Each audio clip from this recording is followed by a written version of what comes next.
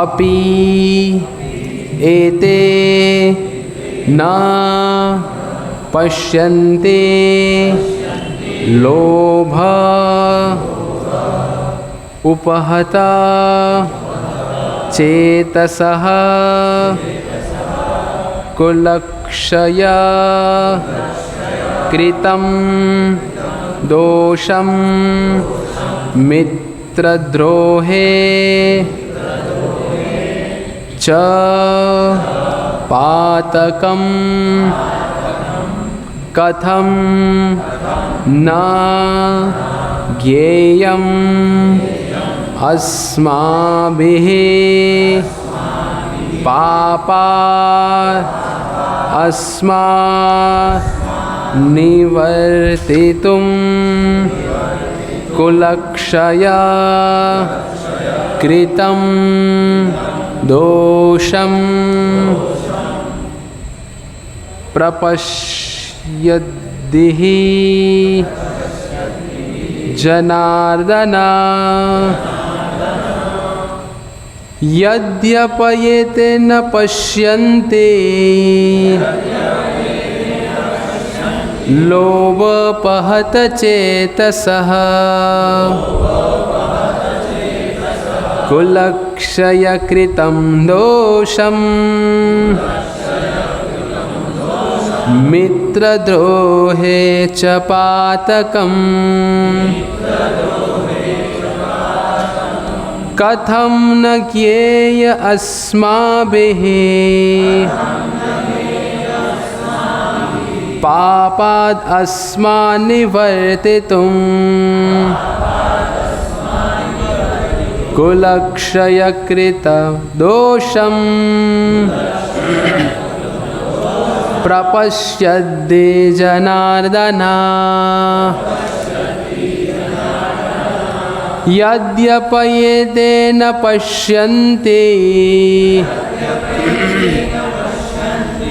लोभोपहत चेतसः कुलक्षयकृतं दोषं मित्रद्रोहे च पातकम् कथं न ज्ञेय अस्माभिः पापाद् अस्मान् निवर्तितुं कुलक्षयकृत दोषं प्रपश्यद्दे जनार्दनः यद्यपयेते न पश्यन्ते लोभोपहत चेतसः कुलक्षयकृतं दोषं मित्रद्रोहे च पातकम् कथं न ज्ञेयम् अस्माभिः पापाद् अस्मान् निवर्तितुं कुलक्षयकृतं दोषं प्रपश्यद्मे जनार्दन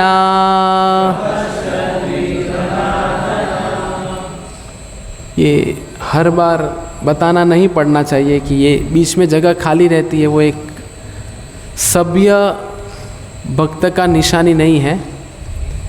मैंने कभी किसी को डांटा है प्रवचन में, किसी को मारा है? तो फिर क्यों डरते हो, जगह क्यों खाली रखते हो? अभी अगली बार से ऐसा मुझे बताना पड़ा तो मैं प्रवचन देना बंद कर दूंगा, बुधवार को विशेष करके। शब्दसार अनुवाद एवं तात्पर्य कृष्ण कृपा मूर्ति अभय चरणारविंद भक्तिवेदांत स्वामी श्रील प्रभुपाद के द्वारा इस्कॉन के संस्थापक आचार्य। यदि यदि अपि भी एते ये न नहीं पश्यन्ति देखते हैं लोभ लोभ से उपहता अभिभूत चेतसः चित्त वाले कुलक्षय कुलनाश कृतम किया हुआ दोषम दोष को मित्रद्रोहे मित्रों से विरोध करने में च भी पातकम पाप को कथम क्यों न नहीं ज्ञेयम जानना चाहिए अस्माभिः हमारे द्वारा पापात् पापों से अस्मात् इन निर्वर्तितुम बंद करने के लिए कुलक्षय वंश का नाश कृतम हो जाने पर दोषम अपराध प्रपश्यद्हि देखने वालों के द्वारा जनार्दना हे कृष्ण कृष्ण कृष्णा मतलब द्रौपदी। तो अगर कोई कृष्णा कृष्णा कह रहा है मतलब द्रौपदी को पुकार रहा है, हमें क्या बोलना है? कृष्ण। ये हर प्रवचन में मुझे बताना ही पड़ेगा। अनुवाद, हे जनार्दन, अभी आपको सुनना है। हे जनार्दन, यद्यपि लोभ से अभिभूत चित्त वाले ये लोग अपने परिवार को मारने या अपने मित्रों से द्रोह करने में कोई दोष नहीं देखते, किंतु हम लोग जो परिवार के विनष्ट करने में अपराध देख सकते हैं, ऐसे पाप कर्मों में क्यों प्रवृत्त हो। ओम ज्ञानतिमिरन्धस्य ज्ञानाञ्जनशलाकया चक्षुरुन्मीलितं येन तस्मै श्रीगुरवे नमः। श्रीचैतन्यमनोभीष्टं स्थापितं येन भूतले स्वयं रूप कदा मह्यं ददाति स्वपदान्तिकं। वन्देऽहं श्रीगुरो श्रीयुतापदकमलं श्रीगुरून् वैष्णवांश्च। श्रीरूपं साग्रजातं सहगणा रघुनाथान्वितं त्वं सजीवं साद्वैतं सावधूतं परिजनसहितं कृष्णचैतन्यदेवं श्रीराधा कृष्णपदान् सहगणा ललिता श्रीविशाखान्वितांश्च। जय श्री कृष्ण चैतन्य प्रभु नित्यानंद श्री अद्वैत गदाधर श्रीवासादि गौर भक्त वृंद। हरे कृष्ण कृष्ण कृष्ण हरे हरे, हरे राम राम राम हरे हरे। हरे कृष्ण कृष्ण कृष्ण हरे हरे, हरे राम राम राम हरे हरे। हरे कृष्ण कृष्ण कृष्ण हरे हरे, हरे राम राम राम हरे हरे। हरे कृष्ण। श्रीमद् भगवद गीता यथारूप अध्याय 1 श्लोक क्रमांक 37 और 38। तो पिछली बार हमने ये चर्चा की थी, मैं पूछूंगा नहीं क्या की थी, क्योंकि मैं जानता हूँ कि आप सब लोग को याद ही है। अभी तो जान के मान के चलना पड़ेगा। तो पिछली बार हमने क्या चर्चा किया था कि भगवान अर्जुन से कह रहे हैं कि 6 प्रकार के आतताई है जिनका वध करना चाहिए। याद होगा आपको 6 प्रकार के आतताई। कौन कौन से 6 प्रकार के आतताई? वो होमवर्क है। वो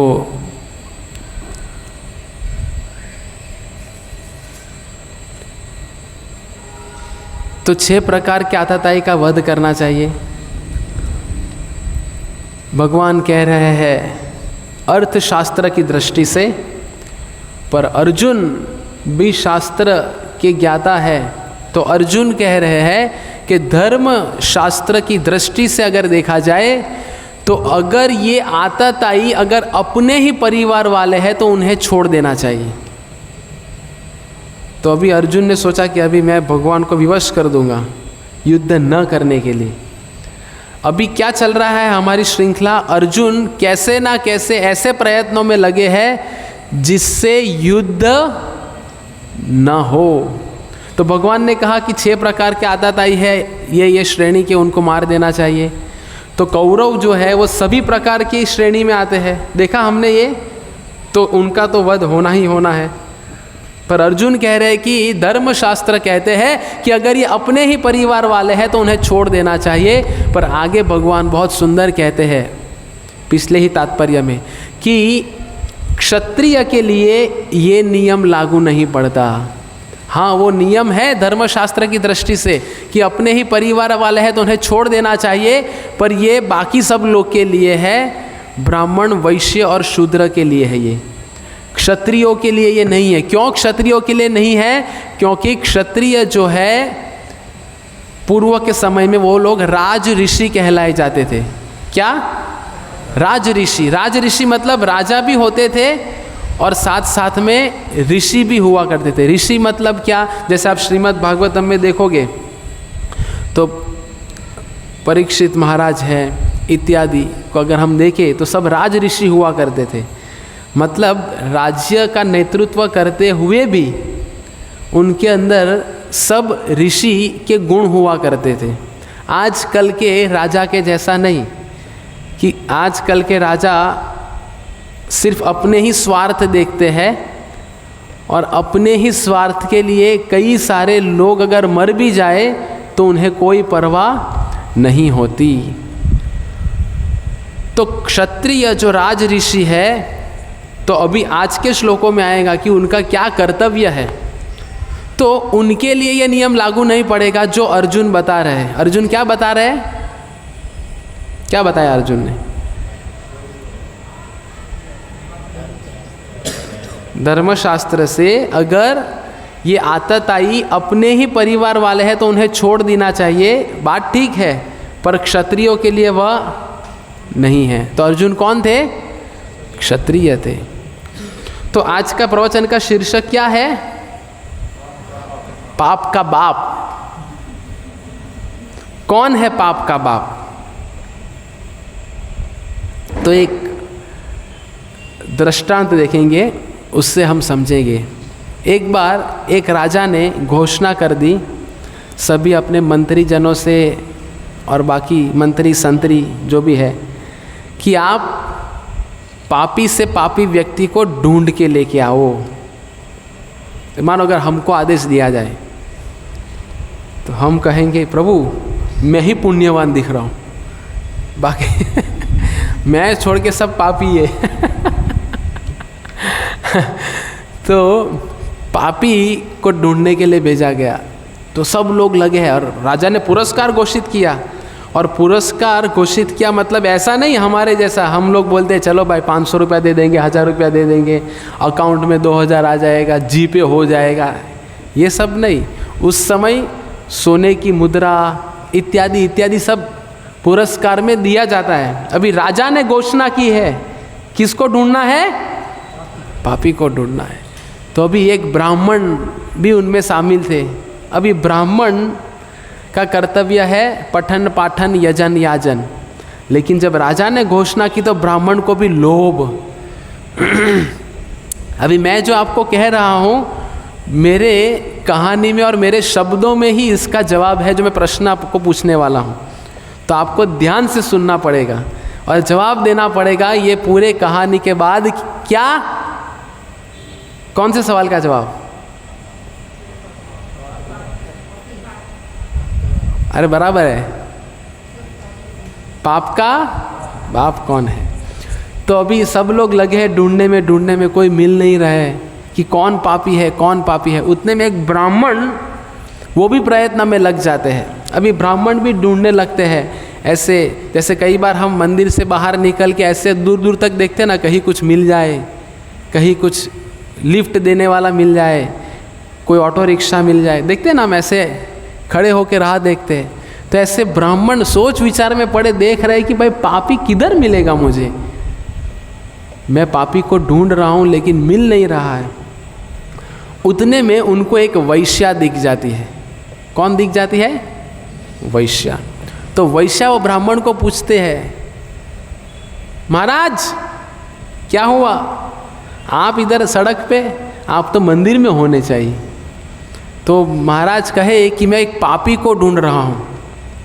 तो वैश्या कहे बस इतना, इतने से पापी व्यक्ति को ढूंढने के लिए इतना परिश्रम? तो महाराज कहे राजा ने पुरस्कार घोषित किया है। तो वैश्या कहे ठीक है।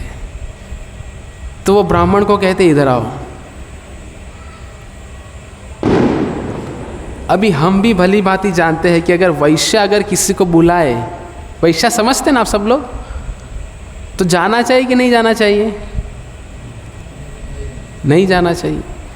तो ब्राह्मण गए वैश्या के पास में और वैश्या कहे कि मैं आपको आपके प्रश्न का उत्तर दे सकती हूँ, पर उसके लिए आपको कल मेरे घर आना पड़ेगा और मेरे घर भोजन ग्रहण करना पड़ेगा।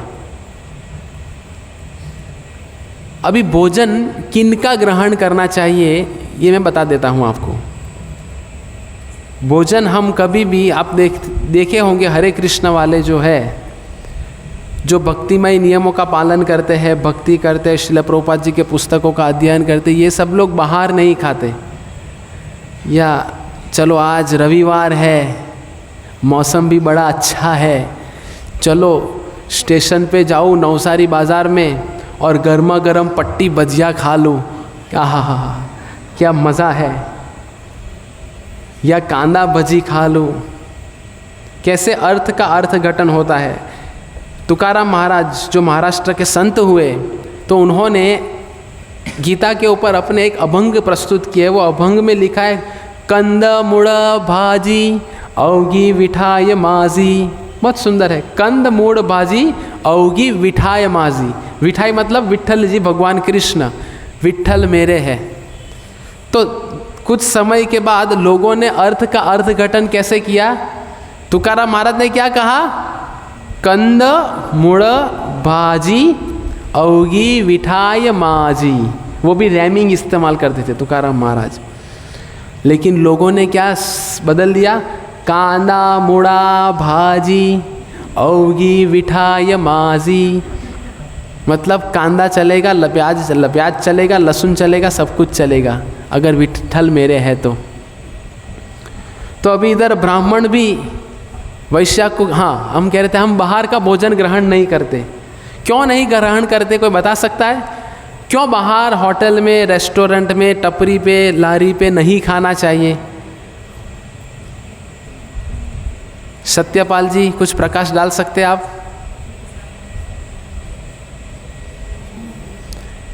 और हम भक्त क्या करते हैं? जो मंदिर में भक्त बनाते हैं, जो 16 माला जप करते हैं, जो 4 नियम का पालन करते हैं, वो अगर भक्त प्रसाद भोग बनाए भगवान के लिए, वही हम ग्रहण करते हैं, इधर उधर का नहीं खाते।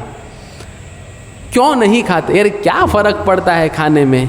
लेने का बाहर से भजिया ले लेने का। हम बोलेंगे भाई बिना प्याज का गोभी का भजिया बना, गोभी का भजिया बना दिया और बोलेंगे भगवान माफ़ करना, श्री विष्णु श्री विष्णु श्री विष्णु, मैं खा रहा हूँ।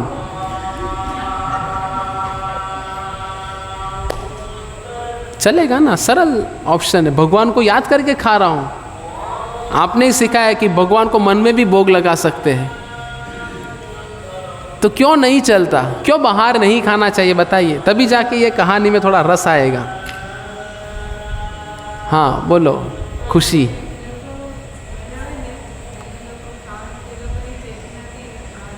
हाँ बहुत सुंदर मुद्दा।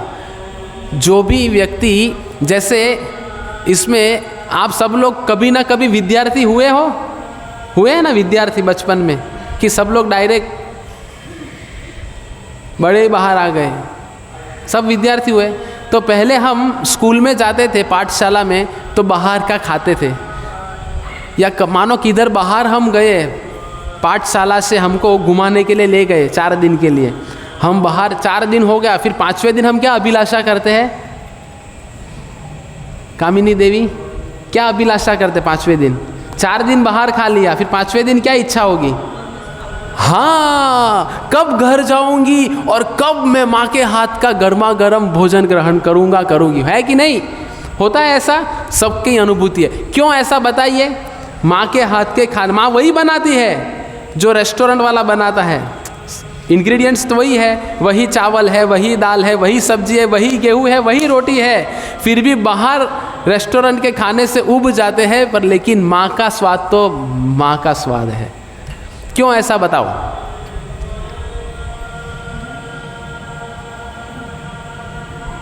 नहीं, सिर्फ अच्छा लगता है बस। ये मूर्खता की निशानी है। सिर्फ खाते गए लेकिन कभी विचार नहीं किया। अथा तो ब्रह्म जिज्ञासा, अरे जिज्ञासा होनी चाहिए। बताइए। हाँ, क्योंकि माँ जो बनाती है, माँ कभी अभिलाषा नहीं करेगी कि इससे मुझे क्या मिलेगा। जो रेस्टोरेंट वाला आशा रखता है कि मानो मैंने एक पनीर भुर्जी दी, बदले में मुझे वो गाली देता है, मेरा पगार काट दिया इस महीने का, मेरा पगार नहीं मिला इस महीने का, कम बखत कब मेरा पगार करेगा। और 5 दिन से तो वो नहाया नहीं होगा। जो पाव भाजी, शेट्टी की पाव भाजी सत्तापीर की जो अच्छी लगती है, पता नहीं कितने दिन से नहाया होगा भी नहीं। सुबह सुबह उठते हैं तो वो सोचते मेरे कस्टमर ना चले जाए, तो ऐसे ही मुंह धो के आ जाता है। फिर 10-11 बजे स्नान करने जाता। अक्सर होटल लाइन वाले होते हैं ऐसे। क्षमा करना जो होटल लाइन वाले होंगे, वो वीडियो में भी क्षमा मांग लेता हूँ, कोई भविष्य में देखे तो, है ना। तो सबसे पहले तो बाहर के लोग शुद्धता बरकरार नहीं रखते, उसके उपरांत उन लोग की चेतना गलत है। समझ गए? बाहर वाले इस दृष्टिकोण से बनाते, लेकिन माँ जब बनाते तो मेरा बेटा आएगा, मेरा बेटा भोजन ग्रहण करेगा, हमेशा बेटे के हित में सोचते हुए बनाते, इसीलिए माँ के हाथ का खाना अच्छा लगता है। तो बताने का उद्देश्य ये था कि चेतना का अंतर है। जब भगवत भक्त इधर भगवान की प्रसन्नता के लिए भोग बनाते हैं, और जब वो भोग प्रसाद बन के जन सामान्य में वितरित होता है, तो गुजराती में कहते हैं जेवू अन्न तेवू मन, जैसा अन्न वैसा मन। तो जैसा हम ग्रहण करेंगे वही हमारी चेतना बनेगी। तो इसीलिए हम बाहर का ग्रहण नहीं करते, भगवान के भक्त जो बनाते वही ग्रहण करते। स्पष्ट हो गया? तो अभी हम आशा रखते हैं कि हम में से कोई अभी सब सुधर जाए। समय लगेगा, नए नए हैं सब। तो हम किधर थे, याद है कि भूल गए? लंदन में थे। तो ब्राह्मण को न्योता दिया वैश्या ने कि मैं आपको तभी वो जवाब दूंगी कि पापी कौन है जब आप मेरे घर पे भोजन ग्रहण करने के लिए आओगे तब। तो फिर ब्राह्मण कहते ठीक है मैं कल आऊँगा। तो दूसरा दिन हो जाता है, सूरज उगता है, वैश्या भोजन बनाती है, ब्राह्मण आ जाते हैं, प्लेट परोस दी जाती है, पहला निवाला ब्राह्मण लेते, जैसे ही खाने जाते वैश्या बोलते अरे रुक जाइए। कभी कोई ब्राह्मण वैश्या के घर भोजन ग्रहण करने जाता है? नहीं जाता। तो आप क्यों आए मेरे घर पे? क्योंकि आपके अंदर वो चीज़ है जिसकी अभिलाषा से आप आए हैं। आप इसलिए आए हैं कि मैं आपको प्रश्न का उत्तर दूंगी, और वो प्रश्न का उत्तर अगर सही रहा तो राजा से मुझे क्या मिलेगा? अपना सपना मनी मनी, तो मैं एक ही रात में माला माल हो जाऊंगा। तो अभी प्रश्न ये है कि पाप का बाप कौन है? हाँ, नहीं, ब्राह्मण तो है, लेकिन ब्राह्मण के अंदर ऐसा क्या है? हाँ, क्या है? लोभ। Very good. पाप का बाप कौन है? लोभ। क्योंकि ब्राह्मण को तो जितना जरूरी था वो तो मिल रहा था, लेकिन ब्राह्मण ने के अंदर वो लोभ आया कि राजा से पुरस्कार मिलेगा, तो उसके लिए वो सब नीति नियम भंग करने के लिए तैयार। सबसे तो पहले वैश्या को जाके मिला, ऊपर से वैश्या ने न्योता दिया तो न्योता को भी स्वीकार कर लिया।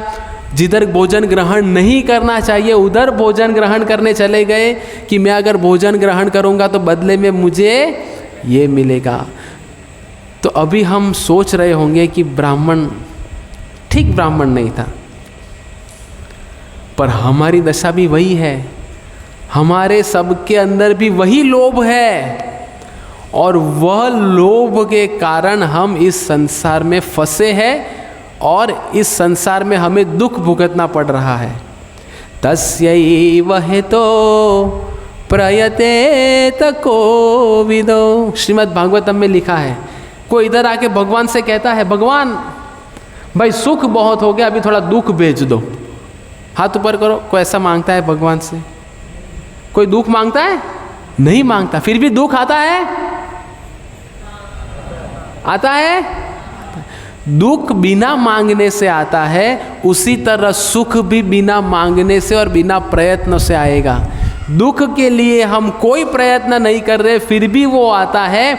उसी तरह हमारे प्रारब्ध पे निर्भर है कि हमें कब दुख आने वाला है, हमें कब सुख आने वाला है। उसके लिए कोई प्रयत्न करने की आवश्यकता नहीं है।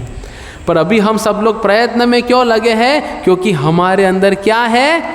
लोभ है। और वही आज के श्लोक में अर्जुन कह रहे हैं भगवान से। आप सिर्फ सुनिए। यद्यपयेते न पश्यन्ति लोभोपहत चेतसः। आया ना शब्द, लोभोपहत चेतसः। तो अर्जुन भगवान से कह रहे हैं कि आपने अब तक जो कहा मैं मानता हूँ, अर्थशास्त्र धर्मशास्त्र सब स्वीकार है, क्षत्रिय का धर्म क्या है वो भी मैं भली भांति जानता हूँ, लेकिन ये जो कुरुवंशी है, जो कौरव है, जो धृतराष्ट्र के पक्ष के लोग हैं, तो ये सब लोग मार काट और युद्ध के लिए तैयार है, क्योंकि वो लोग अज्ञानी हैं। और उन लोग को कोई फर्क नहीं पड़ेगा कि कितना लहू बह जाए, कितना खून खराबा हो जाए, उनको कोई फर्क नहीं पड़ता। लेकिन हम तो भक्त हैं। पांडव अर्जुन भगवान से कह रहे हैं कि हम तो आपके भक्त हैं, तो हम सब ये मार काट में और ऐसे पाप कार्यों में क्यों लगे? ऐसा अर्जुन भगवान से कह रहे हैं। देखो ध्यान से सुनो, मैं वापस दोहरा रहा हूँ। किधर गया? हाँ, अर्जुन कह रहे, हे जनार्दन, यद्यपि लोभ से अभिभूत चित्त वाले ये लोग मतलब कौन लोग? कौरव। Very good. अपने परिवार को मारने या अपने मित्रों से द्रोह करने में कोई दोष नहीं देखते, किंतु हम लोग मतलब पांडवगण, जो परिवार के विनष्ट करने में अपराध देख सकते हैं, ऐसे पाप कर्मों में क्यों प्रवृत्त हो? बात तो सही है कि गलत है? दशरथ जी, अर्जुन सही कह रहा है ना? सही बात है। भक्त लोग, पिछली बारी मैंने कहा कि जो भगवान के भक्त होते हैं वो किसी का अहित नहीं चाहते। तो पांडव भी भगवान के उच्च श्रेणी के भक्त हैं, वो कभी किसी का अहित नहीं चाहते, क्योंकि भगवान के भक्त की भगवान के भक्त का यही तो गुण है। तात्पर्य में श्रील प्रभुपाद जी कहते हैं, क्या क्षत्रिय से यह आशा नहीं की जाती है कि वह अपने विपक्षी दल द्वारा युद्ध करने या जुआ खेलने का आमंत्रण दिए जाने पर मना करे? ऐसी अनिवार्यता में अर्जुन लड़ने से नकार नहीं सकता, क्योंकि उसको दुर्योधन के दल ने ललकारा था। इस प्रसंग में अर्जुन ने विचार किया कि हो सकता है कि दूसरा पक्ष इस ललकार के परिणामों के प्रति अनभिज्ञ हो, किंतु अर्जुन को तो दुष्परिणाम दिखाई पड़ रहे थे, अतः वह इस ललकार को स्वीकार नहीं कर सकता। यदि परिणाम अच्छा हो तो कर्तव्य वस्तुतः पालनीय है, किंतु यदि परिणाम विपरीत हो तो हम उसके लिए बाध्य नहीं होते। इन पक्ष विपक्षों पर विचार करके अर्जुन ने युद्ध न करने का निश्चय किया। हरे कृष्ण। समझ गए? महाप्रसादी गोविंद पूरा प्रवचन क्या समझे?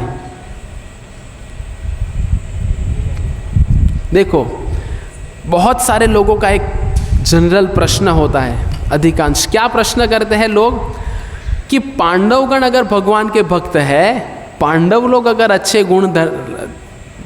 गुण अपने आप में अच्छे गुण से अभिभूत है, तो फिर क्यों उन्होंने धृत क्रीड़ा में भाग लिया? अगर धृत क्रीड़ा में भाग लेते ही नहीं थे तो द्रौपदी को दांव पे लगाना ही नहीं पड़ता और द्रौपदी का वस्त्र हरण होता ही नहीं था, तो क्यों पांडव लोग ने धृत क्रीड़ा में भाग लिया? बताइए। अगर किसी ने ऐसा प्रश्न किया, आप हरे कृष्ण आंदोलन में जाते हो पिछले 2 वर्ष से, बताओ मुझे कि अगर पांडवगण धर्मवादी थे तो क्यों ध्रुव क्रीड़ा खेली? जुआ कौन खेलता है बताओ? कोई भक्त जुआ खेलता है? और अगर आपने किसी को जन्माष्टमी आ रही है अभी, जन्माष्टमी मतलब पूरे गुजरात में प्रचलन है जुआ। जन्माष्टमी के दिन दूसरे दिन आप न्यूज़पेपर देखना, पुलिस ने इनको पकड़ा, इधर डाका डाला, इधर ये किया, इधर वो किया, सब जुआरी लोग। तो बताइए मुझे अभी कि क्यों जुआ खेला? हाँ, राजधर्म का पालन किया। आप 90% करीब है जवाब के, सही जवाब है।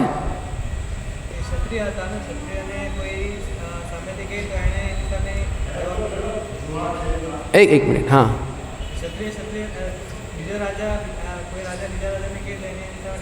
यस, बहुत सही मुद्दा। हाँ, आप क्या कह रहे हो?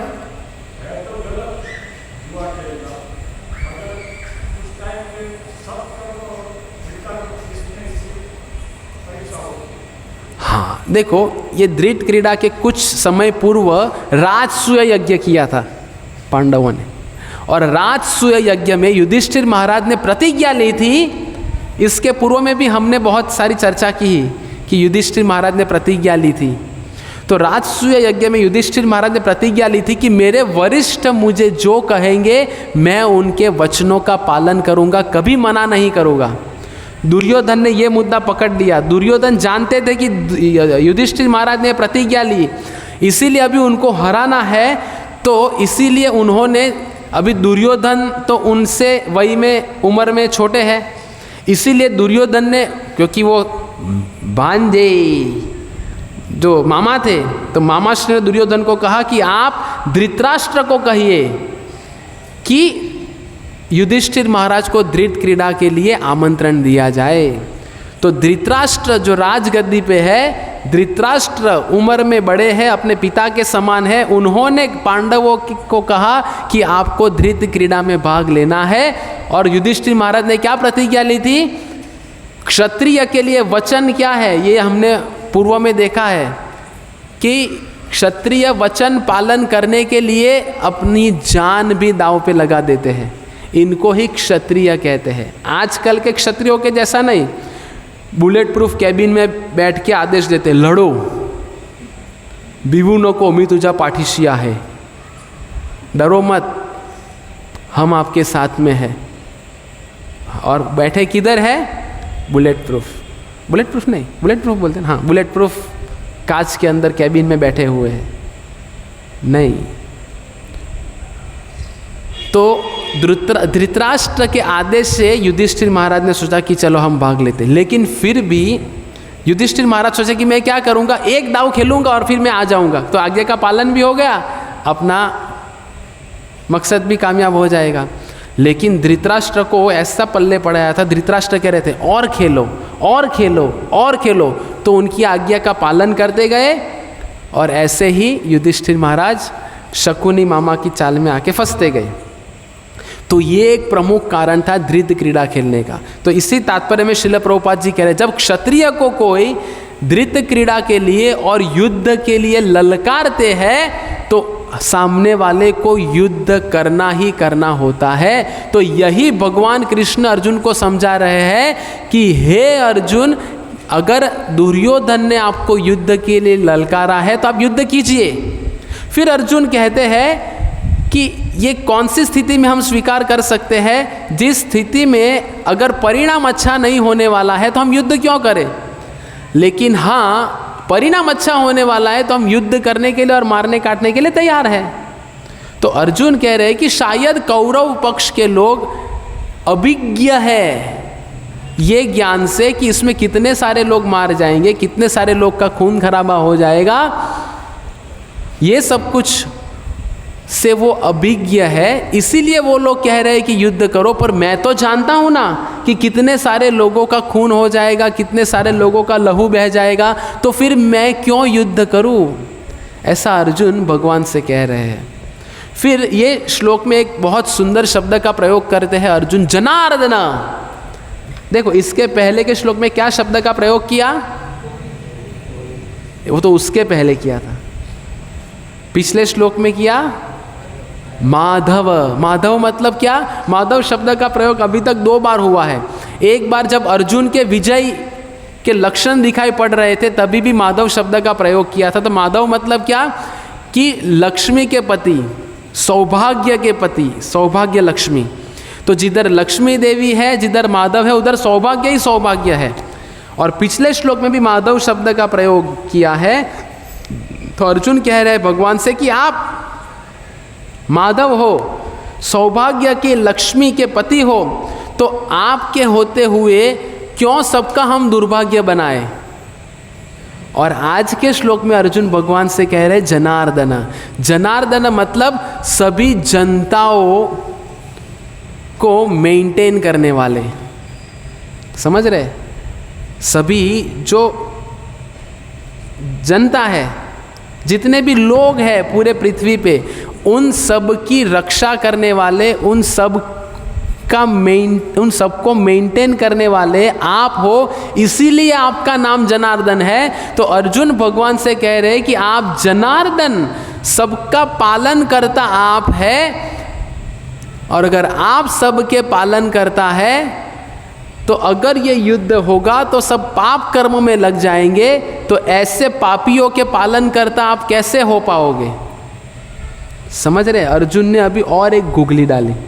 अर्जुन कब से एक गुगली डालते जा रहे हैं भगवान को कि कैसे ना कैसे युद्ध ना हो। इसीलिए अर्जुन कहते हैं कि मैं इसीलिए युद्ध नहीं करना चाहता क्योंकि आपका नाम जनार्दन है, आप पालन करता है। तो ये सब अगर पाप कर्म में लग जाएंगे तो पालन करता आप कैसे कहलाओगे। तो कैसे कहलाओगे उसका जवाब अगले श्लोक में आपको मिलेगा, अगले बुधवार को, जो अर्जुन भगवान के सामने दलील प्रस्तुत करते हैं कि ये कारण की वजह से मैं युद्ध नहीं करूँगा। 5 कारण दिए। सबसे पहला दया, वो 27 से 30वें श्लोक में देखा। फिर 32 से लेके 37वें श्लोक तक, 36वें श्लोक तक हमने देखा। अर्जुन दूसरा कारण प्रस्तुत करते हैं क्या, मैं राज्य को भोग नहीं पाऊंगा। और अब तक के श्लोक में हमने देखा कि अर्जुन कह रहे हैं कि मुझे पाप लगेगा। क्यों पाप लगेगा तो आगे बताएंगे। कुलक्षये प्रणश्यन्ति कुलधर्म सनातना कुलनष्टे कुलं कृष्णं धर्मो अभविभवति युत्। ये अगले श्लोक में अर्जुन बताएंगे कि अगर युद्ध होगा तो क्या होगा। जानना चाहते हैं आप लोग, युद्ध होगा तो क्या होगा? उसके लिए हम मिलेंगे अगले बुधवार को। हरे कृष्ण कृष्ण कृष्ण हरे हरे, हरे राम राम राम हरे हरे। श्रीमद् भगवद गीता यथारूप की, श्रील प्रभुपाद की, निताई गौर प्रेमानंदे। किसी का कोई प्रश्न? सब लोग माला लाए हैं, हाँ या ना? किनके